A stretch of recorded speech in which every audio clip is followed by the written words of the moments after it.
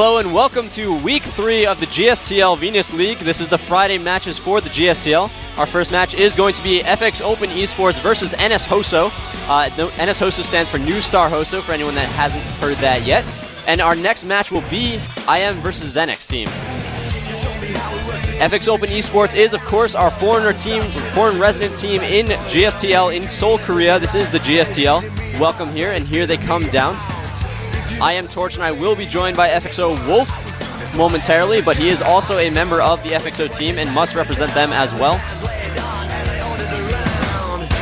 Very nice mannered guys. They are looking to get their first win so far this season. They are currently 0-2, but have shown some really good potential so far, and we can see if they're going to clutch out a win this week.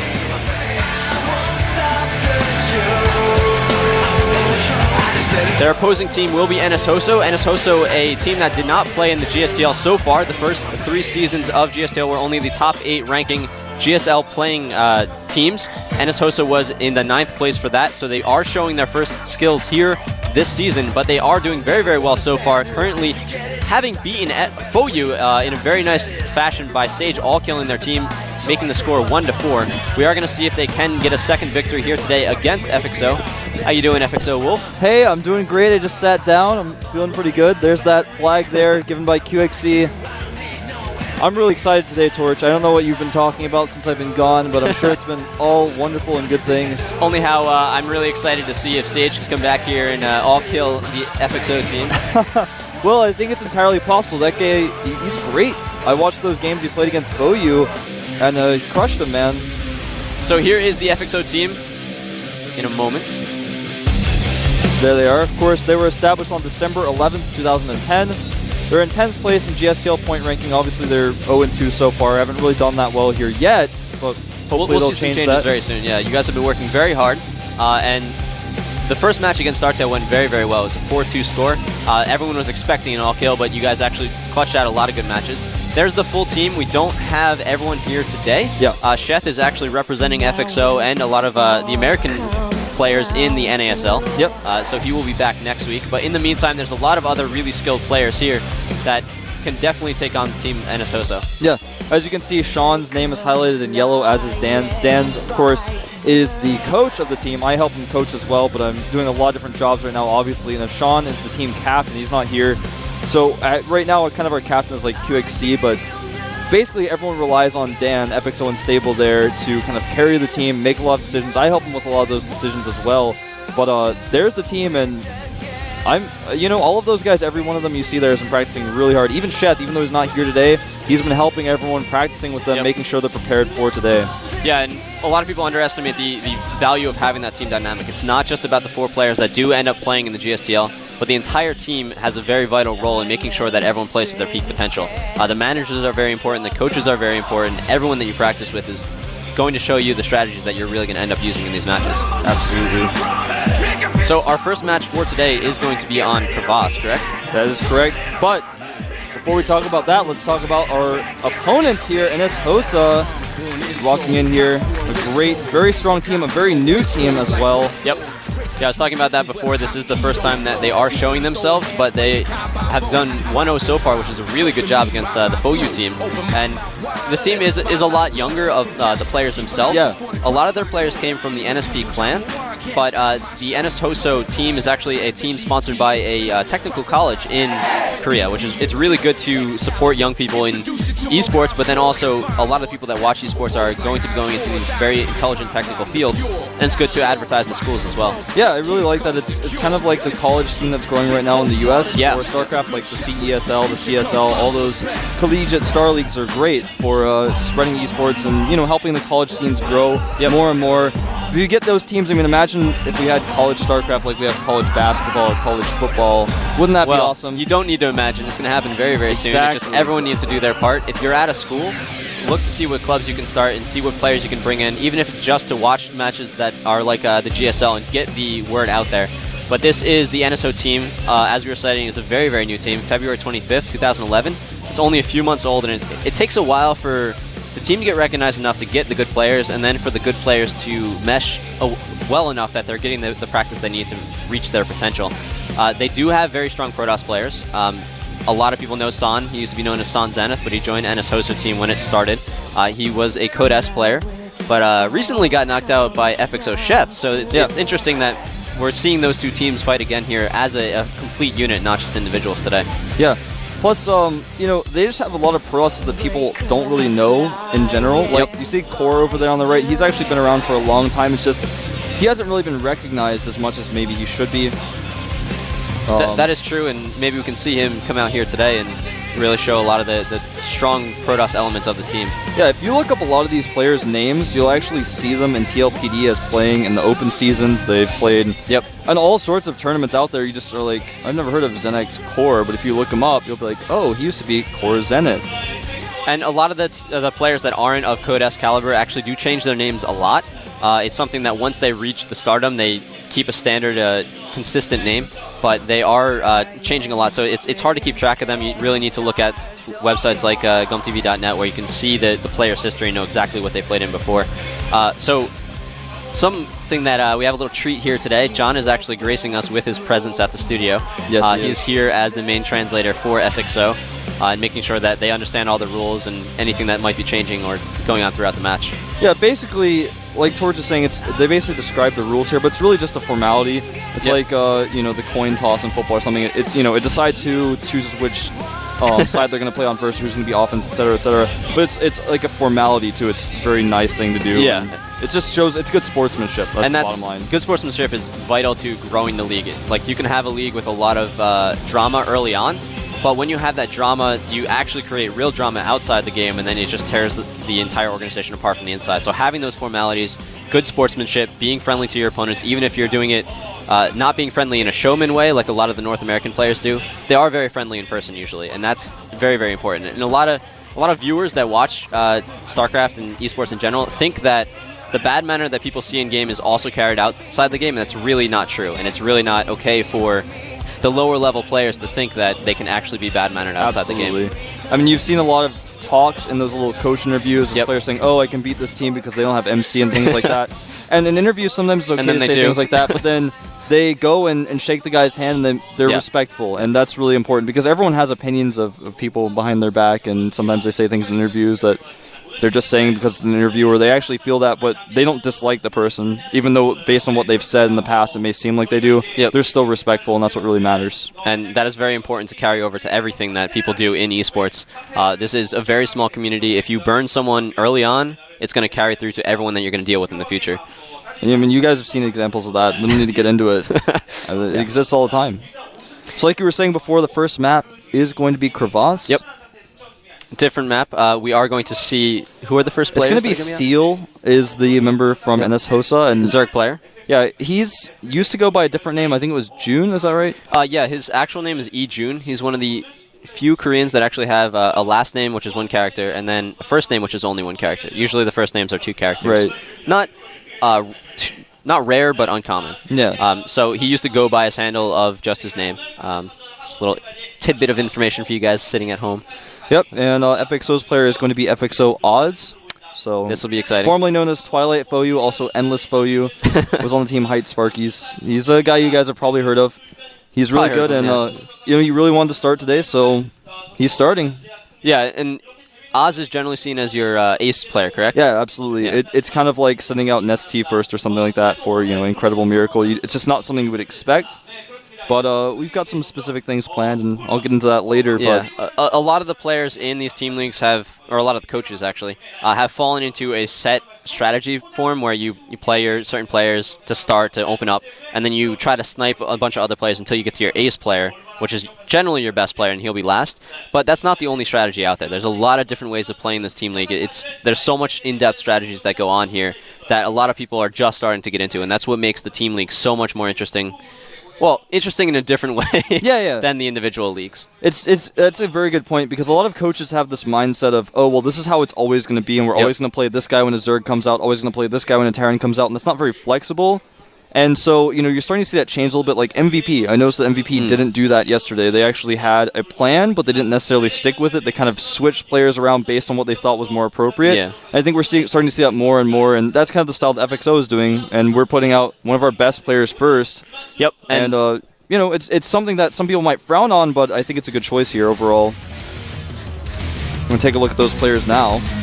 So this is FXO Oz, as we were talking about. He is the ace of the FXO team, meaning he is one of their better players, but he will be coming out first, and it's going to be interesting to see how this affects the gameplay, because by putting him out first, you start off on a good footing and you can really rally your team behind it, but it also makes it a lot easier for the other team to find the weakness of your player and exploit it eventually.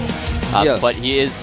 Well, I was just going to say that, for example, he's really well known. Everyone knows him in Korea. He plays on the ladder. He's a really nice person. He's very talkative. He talks to all sorts of teams. When he was on FOU, coaching FOU, he also helped other teams out. He didn't just stay with FOU and only talk to FOU. He's helped out a ton of teams. A lot of people know his personality, know his style. So it's, you know, sending him out first makes him somewhat predictable. And if he loses, it does put FXO in kind of a weird spot. Yeah. Because then, you know, who's their next ace, who are they going to use? It's kind of one of those choices that gets made that a lot of people disagree with for that reason. That is true, but again, it is the two sides of the coin, so you really have to just analyze what's best for your team, and it is good to change that up every once in a while. We do have Seal out here. He has 0 wins so far in televised matches, so this is probably NSOSA trying to get one of their younger players, not the best exposure, trying to get him a little bit out there, just because, as we were saying before, NSOSA is a very young team. A lot of their players are not stars yet, and the only way to become stars is to play in these televised matches and show your true potential. Absolutely. Obviously, that record not very telling. I mean, you only play one game and you lose it. I mean, that's not a... this doesn't say much. Yeah, it also depends on who you played. Exactly. So, kind of curious to see what he's doing. I actually wish I knew how old he was. I guess that's maybe a mystery. That's why it's not shown there, but... He's really a robot. He looks young. He's really a robot. There is no age. He was manufactured like a few weeks ago. That's why there's only one game played, man. He loses this one, then they... he was programmed to lose that game. So people will underestimate him. So the map is going to be Crevasse. Now, both of these guys have known about this for a long time. How the Team League works is both players announce their first player the Monday before their match in the morning, and when you tell the other opponent's team what player you've chosen, they tell you theirs, and that's kind of how it works. So both players have had 4 days to prepare for this map and this matchup. So they're both, you know, got to be extremely ready. They probably practiced with their team all week. I mean, I know Oz has. I don't know about Seal, but if he didn't, it'd be crazy. I'm sure he's been practicing ZVP all week on this specific map to be ready for it. Yeah, getting that first victory is really, really important, and a little bit of something that's dangerous for the FXO. We're actually going to be jumping into the game here right now. Yep, let's get into it. Oz versus Seal, FXO versus NSOSA. Who will get the first win? Let's find out here at the GSTL Venus, week number 3.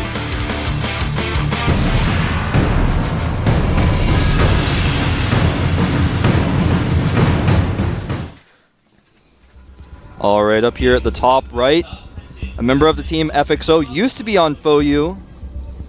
He is FXO Z. Apparently his handle is Z, not Oz. Yeah, it's supposed to be Oz. Probably a typo there. Down here at the bottom right, a member of the team NSOSA. He is NSOSA Z.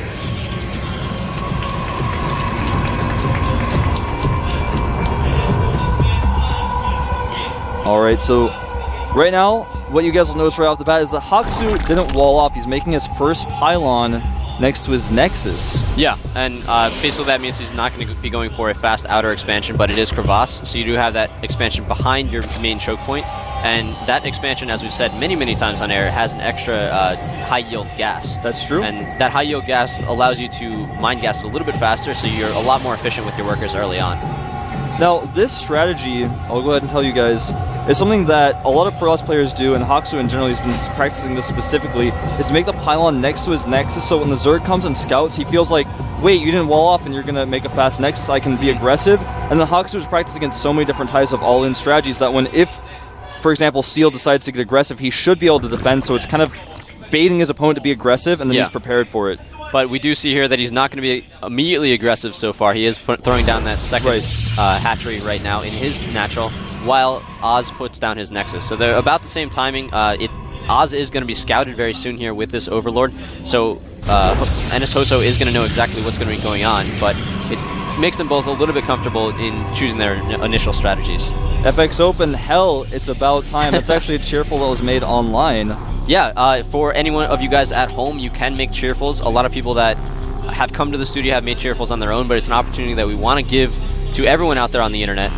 If you want to make a cheerful digitally, you can send it to GOMTV.net. I'm not exactly sure where to send it to, but just check out the Yeah, there's a forums thread on Team Liquid that Snowbird made about it. He actually is the one who manages those, so check that out, because honestly, if you want a cheerful on air and you're like, oh, I'm so sad I can't make one because I'm not at the studio, you can just make one online and someone will print it out and put it on a card for you. Yep, so we can show you guys a lot of your fandom in Korea, even though you are not in Korea. Great opportunity for you. So right now, the Overlord does come in here and sees the Cybernetics core is positioning. He's seen the Nexus first already, of course. Hawksu, of course, has seen everything as well. Scouted. Dad's opponent has made that hatchery first. He knows the gas is there.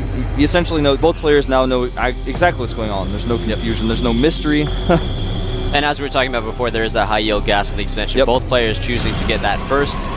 They delayed the need for getting gas by going for an early expansion, and then they're going to get it very, very quickly, so they're going to be able to catch back up by having a later gas. It's really cool because it allows a Zerg player to go hatch first and then also get Zergling speed very quickly. He's already started that. And normally you wouldn't be able to have it quite this quick because you don't have that extra gas, but of course he does this time.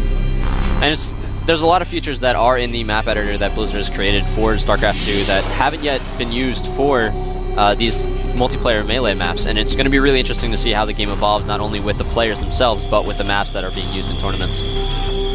Absolutely. So what Seal's going to have to decide here is, does he get aggressive shortly, or does he take a third base? And that's something that a lot of players kind of have to struggle with. Looks like he's actually going to go for a fast lair. Yep, and that lair is going to give him the tech to be able to choose a lot of different paths. He can get very fast Mutalisks, and with those Mutalisks he can harass the expansion of Oz, or he can go for a lot of different options. Now right now, Oz has added 4 additional gateways, and in fact he's actually added a Twilight Council, so he's gone up to 4 gates. Got that Twilight Council coming out, so it looks like he's going to be going for very quick Blink or Dark Templar. Dark Templar is something that Oz loves to use in all different kinds of matchups, and it looks like Seal is actually going to see this Zealot pressure coming out, which is very important. And in response, he is going to get a bunch of extra links here, and Zergling speed is finishing. He's going to try to do a little run by, maybe take out some of the reinforcements that are coming in, or just try to get some scouting that's going on. But the Zealots are going to be able to move across the map and put a little bit of pressure, which, again, you force the Zerg to produce fighting units instead of producing drones to be able to get their economy up. He was able to kill that probe, which does, of course, slow down any pressure that can come out. And there's the Dark Shrine. You guys can see it on the production tab, as well as an infestation pit. So both of these guys kind of making tech choices here. The Zergling's going to try to come in here. The Zealot, though, is prepared and blocking. But when these rocks fall, things can get really nasty. He's going to have to wall that again with a gateway. It is going to be interesting to see how these Infestors come into play, because before you get actual vision of the Dark Templars, you can use the fungal growth from the Infestors to actually freeze the Dark Templars in place and then slowly kill them. Exactly. Now here come these Zealots. They're running up the ramp, and actually Seal is not prepared for this. He only has 1 Spinecrawler. He's going to have to lose it. He's got 26 Lings in production, but even those may not be enough if they don't come out quickly enough. And these Lings are going to be able to try to take down the wall, so we have fights going on in both bases. The Zealots are getting hurt, and they are getting slowly taken out, but not before taking down a Queen of Seal. This is hurting the economy of NSOSO Seal, but he is doing a little bit of a counterattack. No serious damage, but he gets the scouting that he needs to know that the Dark Templar are coming. Seeing those Dark Templar is huge, but remember, he did already have a fast lair up. So he's got that infestation research going for the pathogen glands. When that finishes, his infestors are going to be able to come out with enough energy for a fungal. Plus, he's already got an Overseer on the field, so these Dark Templar are going to do very minimal damage. And right now, smartly, Seal has made 9 drones because he knows that there's not that many gates out. He's in a great spot. These sentries over here on the right side of the map may get caught, but good force fields. Great positioning of those sentries. As soon as these force fields are going to go down, these Zerglings might try to attack him again, but before doing that, they're going to take off the reinforcements to make sure that army of the Protoss does not grow too large. If you can isolate the units, these Zerglings are very, very efficient in small battles. And the Overseer actually smartly getting away and going home. He's going to use that Overseer at home to detect against the DTs, but they can also use his abilities later when he gathers the energy up, since he hasn't died quite yet.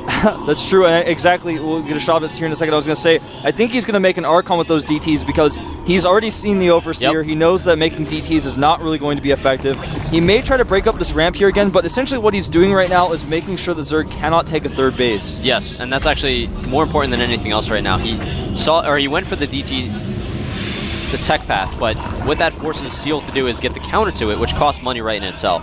So just by forcing your opponent to do something, you've made things efficient. Oh no, he got fungled on the ramp. He's going to get fungled again, and all of those sentries will die. Well, these infestors actually do not have energy to do another fungal, but that was very, very vital for call, man. Seal.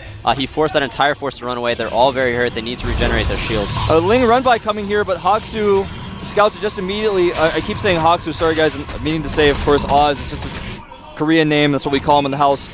And it looks like these Lings are going to be forced to run away. Pylon is canceled. Great reaction time there by Haksu. Great choice to take a hidden base by Seal. I like that choice. Yeah, hidden bases in a situation where your opponent's putting on a soft contain are great because he can't completely put an Iron Curtain up to say that you can't get any drones out, but it's also he's got to invest most of his resources into keeping that containment going. So if you can sneak a drone out, you can really get a base up and get it without your opponent countering it. This is true. Now the Templar Archives has finished. He doesn't have a ton of gas right now, but he's going to want to use those Templar not for Storm, but for feedback on these infestors. Of course, Storm can be good, but when you have mostly Zerglings and you already have Archons out anyways, you don't really need those Storms against the Zerglings. It's just for those infestors. A Baneling that's going down, that's kind of an interesting timing for that. It's an interesting timing, but I think he sees that most of Oz's army is actually light units, Zealots and Sentries. If he can take down both of those units with the Banelings, he can really make the army of Oz quite weak. Yeah, he just has to avoid the Archons. Of course, Archons are not what you want to fight with Banelings. They have so much hit points, they're not light, and they do so much damage to Banelings, so you have to be very careful about that. Looks like a Dark Templar has joined the mix here. He may try to feed back the Overseers as well when he gets some High Templar out. Well, Corruption there going down on top of that upgrade. It's always a great choice to throw that down if you can. Really delays that +1 attack. Neural Parasite has been researched. We may see him Neural Parasite some of these Archons. That would be huge. There's only 2 Archons in the battle right now, so if you can steal them and put them on your side of the army, really changes the battle. Yeah, they do bonus damage to biological units, and Zealots, of course, are biological units, so turning those Archons against them would be quite great. Also, Sentries don't have that much hit points, so the splash damage really starts to damage them as well. More gateways going up here for Oz. He may try to do a timing attack on that third base, or fourth base I should say, the base that he thinks is the third at the natural. But there's a lot of infestors in play. It's going to be difficult to feed back all of them with that fungal growth in addition to the Neural Parasite that's making this Zerg army extremely powerful.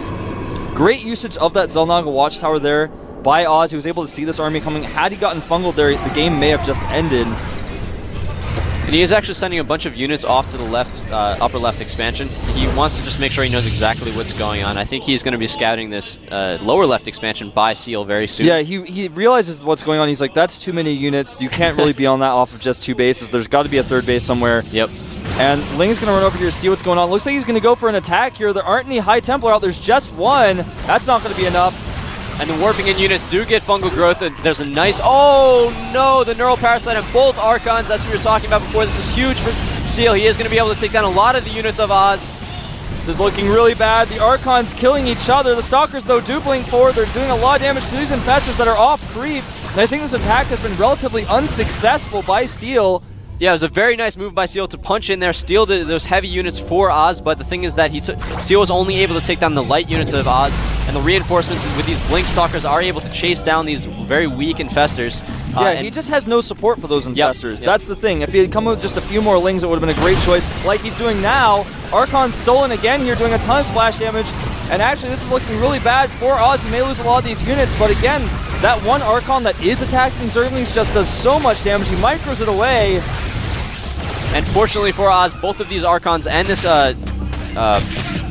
Immortal stay alive, and that's going to be the huge thing, is because those are the units that are really hard to reinforce later on. Well, another thing that's huge is that those Zealots were able to sneak over there and take out that base at the left side. And the problem right now for Seal is that he has no mining at that natural, and I don't know if he's going to be able to keep that natural when this next attack hits. He's running out of energy on these infestors. He's running out of infestors in general. Does he want to sacrifice all those Lings to save that one infestor? I don't think so. That is very true, and +1 attack for the the Protoss army. +2 is almost finished. And once that finishes, the reinforcing Blink Stalkers are going to do a ton of damage for Oz.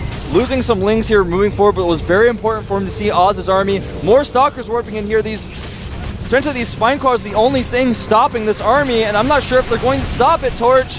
I don't think so either, and the issue is that The Mutalisk tech out, but it's not going to be able to produce Mutalisk to be able to defend against this fight here. A lot of the Zerglings are melting to these Archons and the Stalkers are moving forward to be able to take down the Spine Crawlers very, very easily. Once these defenses are gone, there's really not going to be much left for Seal, and he's forced to GG. Nice play by both players there. I really liked Seal's style, to be honest with you. Yeah. But the problem was he didn't get enough links when he attacked Oz, and Oz was able to just take that game right away from him. Because when he neural parasited the Archons, he didn't actually kill the Archons or force them to do something that would have been really useful. Basically what he did with the Archons was kill sentries, which is useful, but when you already have Infestors, you could have just killed the sentries with the Infestors, not used all the energy there. Yeah, Haksu looking extremely happy in this situation. He's getting the support from his team. His team's also extremely happy. It's really nice to get that first win. But going back to that game a little bit, Seal was in really strong position. He got that hidden third up. He was mining from it quite well, and then he got the fourth and had it defended. The issue was that he moved his army away from that third, or away from the fourth to attack Oz. But in moving that away, he allowed Oz to scout and destroy his expansion, and he didn't have the support like you were talking about for his very expensive Infestors. So he had the energy to do a lot of damage, but he wasn't able to use it all when he needed to, and from there, he was just on a back foot for the rest of the game. Yeah, and the other thing to note is that if he had attacked that army a little bit differently, instead of trying to neural, if he just kept fungling and then walking away, what units could have really dealt with those Infestors? Like, if he fungled everything, because that army was pretty small, and then just moved back a little bit when they tried to chase fungle it again, and then fungle it again, that's usually what you see. He decided to go for the neural instead to try to use those Archons, which was creative, and I liked it. It just wasn't enough, because that one Archon was still there, and that Archon was killing Lings. And when those Lings died, the Stalkers were just like, well, if you're not blocking me from getting those Infestors, I'm going to get there eventually. I'm going to kill them. And he attacked after the blink for the Stalkers was finished, and with that, the Stalkers were able to catch up to the undefended Infestors extremely easily. If Seal brought out a lot of Lings or Roaches to defend the Infestors, they would have been killed quite easily as well, because the Blink Stalkers could have just backed away and met up with the rest of Haksu's army and been able to defend very, very strongly.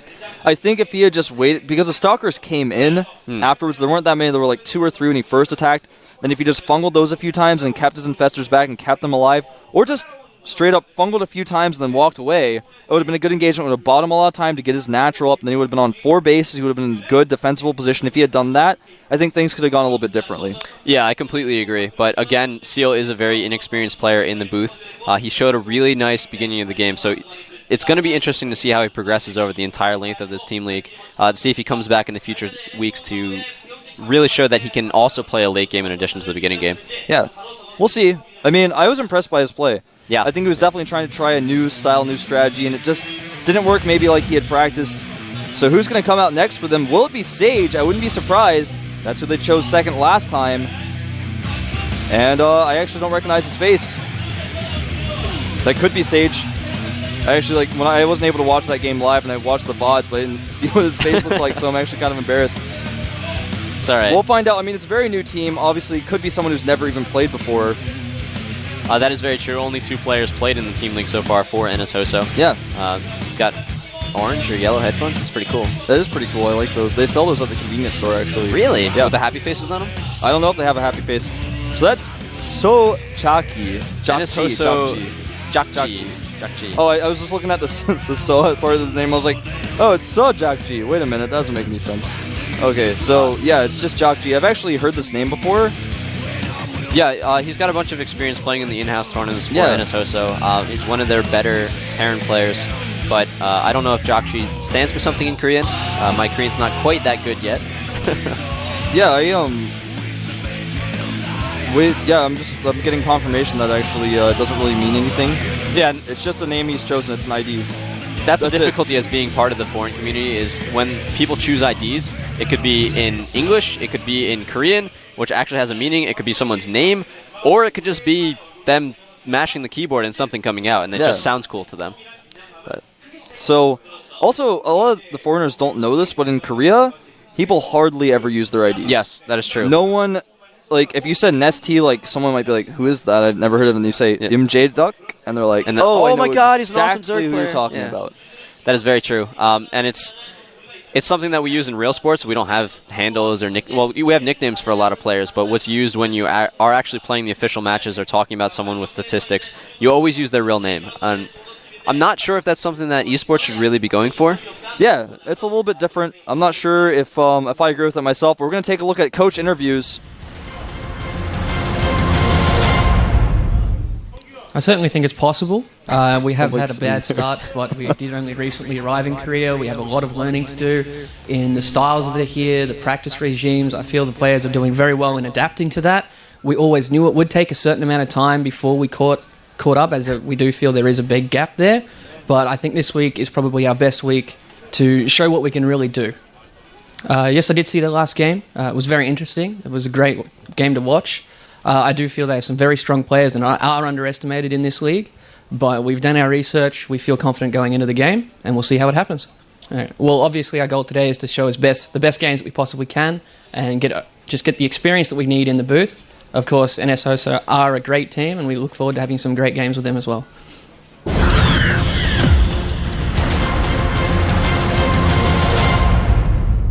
네, 저희가 저희 팀의 어찌 보면 첫 이미지를 만드는 그런 경기에서 이렇게 좋은 모습을 보여서 우경천 선수한테 되게 감사하게 생각을 하고요.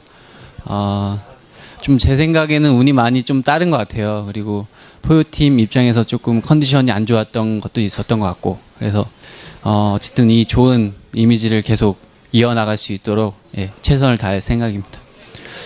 FX 오늘 랑 하는데 저희 팀과 좀 비슷한 경향이 있는 것 같아요. 서로 방송 무대 경험도 없는 것 같고, 그리고 어떤 선수가 있는지 자세히 알려지지 않는 것 같기도 하고, 그래서 글쎄요, 오늘 어쨌든 무시 못할 팀이라고 생각을 하고요. 좀 준비를 많이 했으니까 또 좋은 경기 할 수 있도록 하겠습니다. 이번 GSTL을 통해서 물론 다른 팀들도 마찬가지겠지만 목표가 있다면 이제 거의 플레이오프 진출을 해서 결승전까지 가는 게 다른 팀들도 똑같이 목표라고 생각을 하는데, 저희의 좀 다른 목표가 하나 더 있다면 이번 GSTL을 통해서 저희 선수들이 방송에 대한 자신감을 좀 갖고 GSL 다른 대회에는 GSL 같은 무대에서도 긴장하지 않고 좀 성적을 내서 높이 올라갈 수 있는 그런 좀 많은 경험이 됐으면 좋겠고요. 그래서 선수들이 좀 앞으로 잘 해줬으면 좋겠습니다.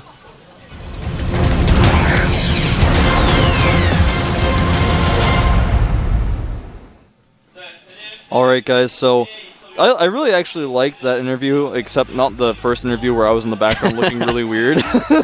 But the second interview, obviously I really liked his attitude. He's saying, we beat FOU, but that wasn't FOU, and it was just FOU in a kind of a tough spot. They weren't in the best shape when they played that match, so they're not getting overconfident. They're playing against a team who is in a very similar situation to them, a very new team, a team that doesn't have a lot of experience in the GSTL, and I really, really like that attitude. Yeah, I love the little snippet that he threw in there.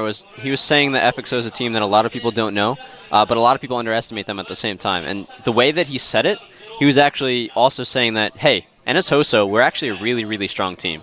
We've got a lot of good players, it's just no one's seen them yet. And we are also underestimated. So really look forward to us in this GSTL season upcoming. So it's going to be interesting to see how these players do show their skill in this upcoming season. Yeah, absolutely. I'm actually just, right now with NS Hoso, I'm really surprised in a good way at how well they've done. And I've always looked at their team with a little bit of suspicion. I just looked at their team and said, are these guys really that strong? And I'd heard that Son was their best player, and I just wasn't really sure how I felt about it. And now I'm just seeing more and more of their players, and every time I see one of their players, I say, that guy's pretty good. Yeah, Son was their biggest star, but this game's only a year old, and the stars that are here today may not be the stars next year. And that includes the entire esports industry. Absolutely. Everyone keep working hard, and you could be tomorrow's star. You really could be. Now the map here is Tal'Darim Altar, so it looks like this guy wants to play a long game. Because, you just gave me this look like you didn't necessarily agree with what I was saying. I was like, no, Torch, it's going to be a long game, but maybe not. This depends on what Oz wants to do. There are some rushes that you can do on this map as Terran versus Protoss, so he's got a lot of options available to him. However, as you were saying, the most likely choice is that it's going to be to play a macro game, make sure it goes to the longer either game. Play a macro game or play off that a macro game is likely, and do something that's not a macro game to throw your opponent off. Yeah. All right, so this game is going to be starting here pretty soon. Will Oz get a second point, or will this newcomer tie up the score 1-1? Let's find out here at the GSTL. I am Wolf, and with me is Torch.